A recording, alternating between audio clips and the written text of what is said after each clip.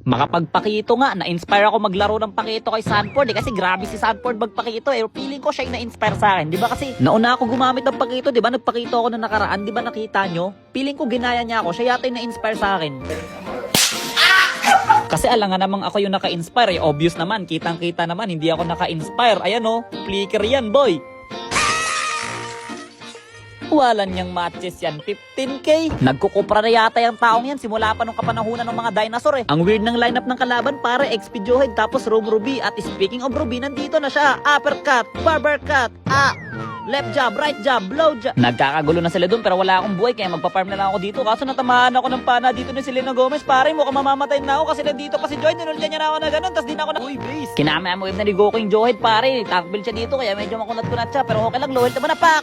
Sabay, alis na parang nothing happen. Hindi pa pala tapos ang bakbakan kasi nandito pa si Ruby kaya pinagsasapak ko siya ng ganun. Pero lumabas muna ako kasi ako inaatakan ng tower. Sabi, pang! Grabe naman malupit ang galawan from Sanford. Sinugod na sila ng Cupra, pare, pero ako pa rin yung inulyan ng Johead. Grabe namang dedikasyon yan. Pam! Bang! Bang!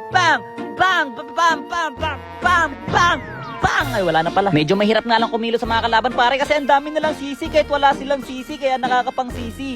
Gets mo? Anyways, pumesto na ako na malupit dito para bang! Bagang! Sabay alis na parang nothing happen, pare. Teka lang, dami nyo naman kasi, dito lang ako sa loob. What a body blow! Sabay, kanya-kanya na, dami talaga. Grabe sila magsama-sama, pare. Kala mo, mga estudyanteng gumagawa ng group activity. Alam mo, kalagitnaan pa lang ng laban, pare, pero may natutunan na ako. Kahit pala gayahin ko yung item ng pro player, kung hindi ko kayang gayahin yung galaw niya, baliwala din. Sa base ako pupulutin. Next time nagagamit ako ng hero, pare, hindi ko nagagayahin item nila. Sariling item ko na lang yung gagamitin ko para komportable pa ako gamitin kasi bagay siya sa playstyle ko. Bang!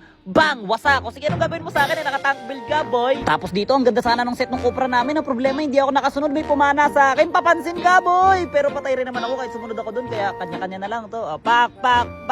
Hindi man ako makaliho. Tatlo lang naman kailangan namin patayin, pare. Granger, Selena, Cyclops. Sila lang yung mga maukunat ay mga malalambot. Pak!